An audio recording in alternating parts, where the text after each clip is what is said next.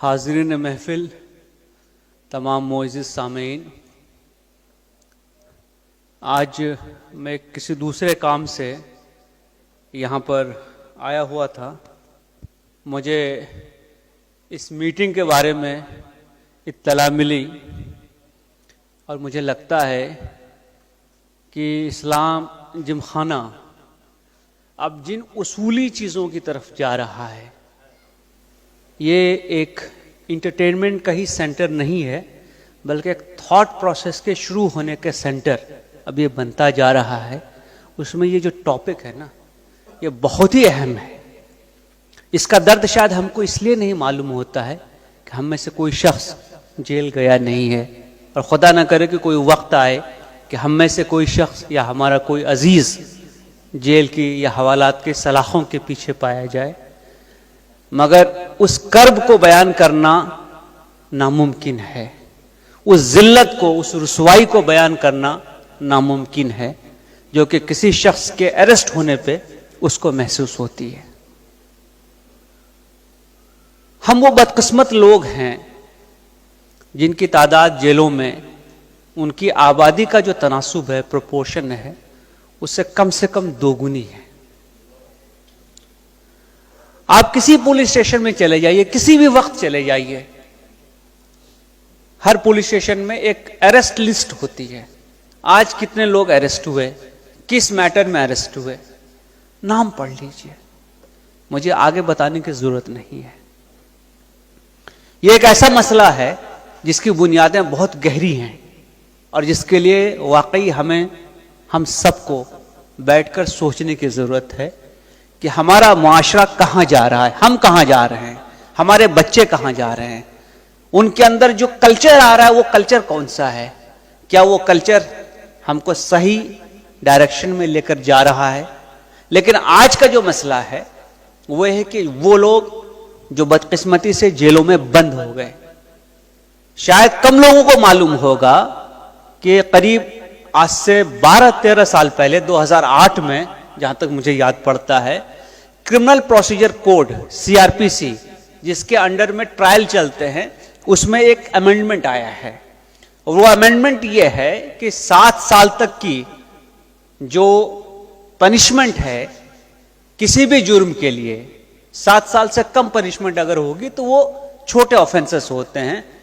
اگر اس میں سے کوئی شخص جیل میں ہے اور اس کا 50% وہ وقت وہاں گزار چکا ہے، تو اس کا رائٹ بنتا ہے ٹو بی ریلیز آن بیل۔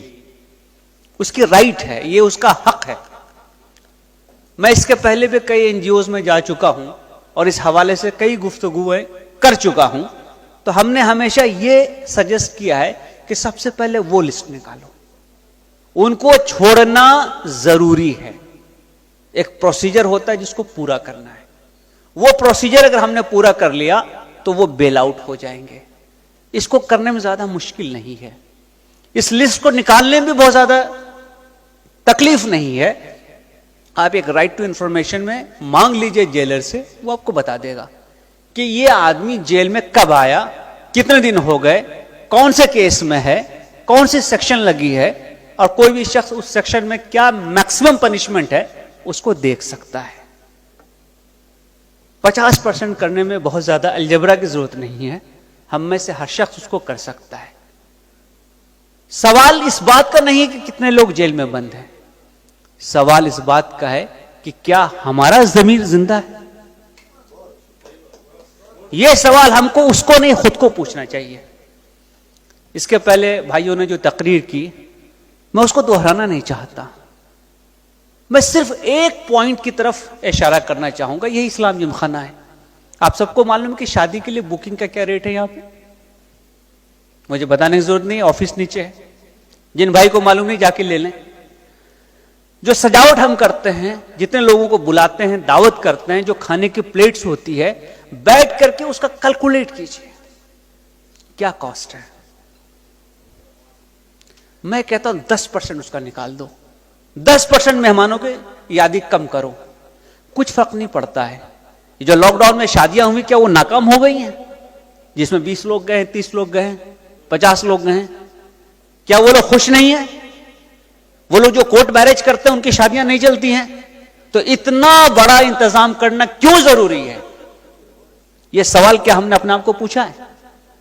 اور اگر یہ پیسے بچیں گے تو کیا یہ لوگ اندر رہیں گے؟ اور اس میں کوئی مذہب ملت کی تفریق نہیں ہے، انسان ہے، انسان کے لیے ہم نے کوشش کرنی ہے. لسٹ نکالیے کون کتنے سال سے ہے، جو سب سے زیادہ وقت سے ہے، ہم پہلے اس کو لیں گے. ہماری طرف سے میسج جانا چاہیے ہم سب کے لیے ہیں. جس دن ہم نے یہ میسج کنوے کیا سب لوگ ہمارے لیے بھی ہوں گے، یہ تفریق مٹ جائے گی. آج جو ہم یہ چھوٹے چھوٹے خانوں میں بٹے ہوئے ہیں، محلوں میں بٹے ہوئے ہیں، فرقوں میں بٹے ہوئے ہیں، اس کی بنیاد وہاں ہے کہ جیسے ہی آپ نے اپنے آپ کو ڈیفائن کرنا شروع کیا، کس چیز پہ؟ اچیومنٹ پہ نہیں، اسکرپشن پہ، جو چیز آپ کو اپنے ورثے میں ملی ہوئی ہے. میں مسلمان ہوں، ورثے میں ہوں. میں ایک کمیونٹی سے بلانگ کرتا ہوں، ورثے میں ہوں، اس میں میرا کوئی کنٹریبیوشن نہیں. میں اگر ایک اچھا انسان بنتا ہوں تو اس کے لیے مجھے اپنی کوشش کرنی ہوتی ہے، وہ میری آئیڈینٹی ہوگی، وہ آئیڈینٹی میں ثابت کروں نا. مجھے معلوم ہے کہ یہاں سے ہر سال شوقیہ عمرے میں کتنے لوگ جاتے ہیں.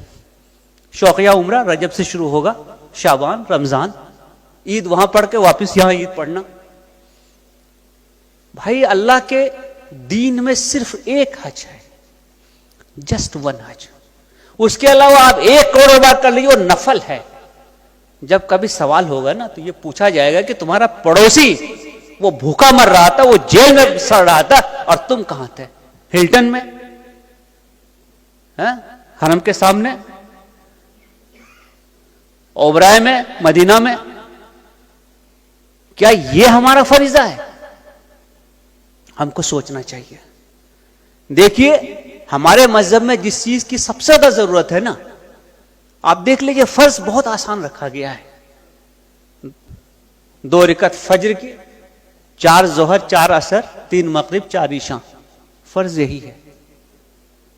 بہت چھوٹی چھوٹی چیزوں کو فرض رکھا گیا ہے کیونکہ وہ سب سے ہو سکتا ہے. اس کے آگے جس چیز کے بارے میں اللہ نے قرآن میں سب سے زیادہ ذکر کیا ہے وہ انفاق ہے. اپنا مال اللہ کے راہ میں خرچ کرنا. کتنی صورتیں اس پہ ہیں انفاق پہ. حتیٰ کہ یہ کہا گیا کہ جس نے اللہ کے راہ میں اپنا مال خرچ کیا اس نے اللہ کو قرض دیا.